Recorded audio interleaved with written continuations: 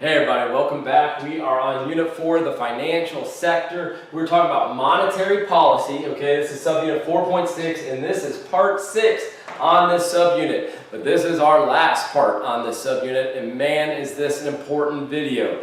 The question we have is the impact of monetary policy on the economy. Now notice what I put, i.e. real GDP and the price level. So if we're asked about the impact of monetary policy on the economy, guys, we want to equate that to real GDP and the price level. And what is our tool for finding out what's happening to real GDP and the price level? It is the ASAD model. I like to say oftentimes that the ASAD model is our model of the macro economy or of the economy, all right? You can see I've got my price level here on the vertical. I've got real GDP on the horizontal.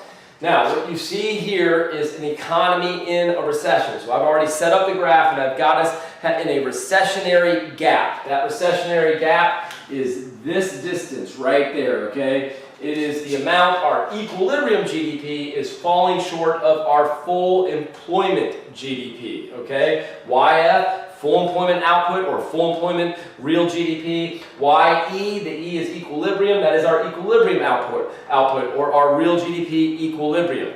So we are in a recession. We're on the left-hand side of this. We are producing less than what we would if we were at full employment. So what is the Fed going to do? Well, they're going to do open market purchases because, again, we're in a recession. Open market purchases. They're going to lower the RRR, lower the discount rate. They might not do all three, they might just do one, but those are the things that they're going to do, okay? And when they do those things, that is increasing the reserves in banks, getting banks hopefully to lend out more money. So they're increasing the reserves in banks, trying to cause interest rates to go down and lending to increase. What curve am I going to shift when the Fed acts doing monetary policy? Now guys, I can't tell you how important of a question this is. Which curve is going to shift? And the answer is AD. That's right, AD. Lots of kids mess this up. I'm not exactly sure why kids get confused, but here's my thought. The monetary policy in a money market shifts a supply curve, the money supply curve. That's right, monetary policy is the manipulation of the money supply to help stabilize the economy. So in a money market, guys, we're shifting the money supply curve. Yeah, absolutely, that's what monetary policy does. What are these curves? Well, this is my total production of final goods and services, okay? Truly, it's my domestic total production of final goods and services. This is not a money supply curve. This is my total demand for final goods and services, okay? Domestically produced final goods and services. The term I like to use is total spending. This is not a money market, this is a graph of the economy. And guys, when we change the money supply, we're changing total spending in the economy, not total production.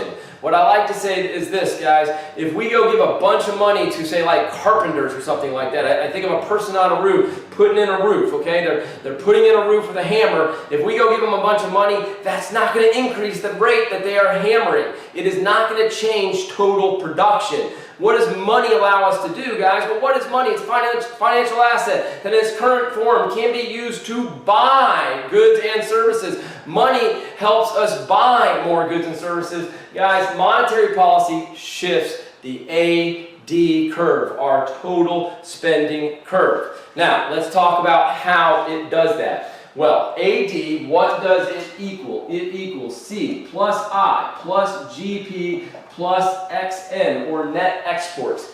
Monetary policy is going to affect three of those. Let's talk about the one it does not affect. It does not affect government purchases. So nothing's going to happen to government purchases. What it's going to affect is consumption, investment, and net exports. Those three things are what we call interest rate sensitive spending, okay? Now, of those three things, what is the thing it's going to impact the most? Investment. That's the most interest rate sensitive. Here's the thing, guys. We're doing easy monetary policy because we're in recession, okay? Trying to get interest rates to go down. When interest rates go down, the cost of investment is going down, guys. The cost of investment is going down. We're going to do more investment. We're going to borrow more money, okay? Financial capital is cheaper to get. Businesses will now get that financial capital and invest in their companies. So investment definitely goes up. Consumption, not quite as interest rate sensitive. If you just think about the average person, they don't always look at the interest rate before they spend money. But at the margins, certainly it is impacted by interest rates as far as big purchases like houses and cars. And so interest rate goes down, they will also borrow more. Consumption goes up. So investment up, consumption up. As far as net exports is concerned, guys, now this one's a little bit involved. If the interest rate goes down, where's financial capital going to go as far as globally speaking? Is it going to go out of our country or into our country? Well, if the interest rate goes down, people who have money are going to be like, I don't want to be in that financial market as much, so they're going to take their money abroad. That's going to cause the value of the dollar to depreciate. And when the value of the dollar depreciates, that means our goods and services are becoming cheaper, and so U.S. exports will increase. I know that was quite involved. There will be more of that in Unit 6, okay? But that's just kind of a really quick synopsis of what happens to net exports, okay? Exports increase, imports go down. So, again, what does monetary policy do? It increases consumption, increases investment, and increases net exports, and does nothing to government purchases. So guys, it shifts the AD curve right. It shifts the AD curve right. So we're going to shift that AD curve right, and we're going to say that we got monetary policy perfect, okay? It's hard to do, but let's say right now that we did it perfectly. AD shifts to the right, we get to this new equilibrium, we are back on our long run AS curve. Now, as we close this out, what happened to the economy, guys? Well, what happened to real GDP? Real GDP increased, okay?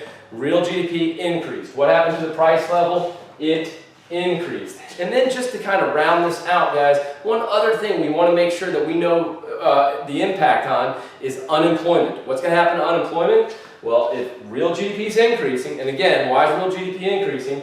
Total spending is increasing, and therefore production is going to increase, and if production is increased, we're going to hire more workers, unemployment is going to go down.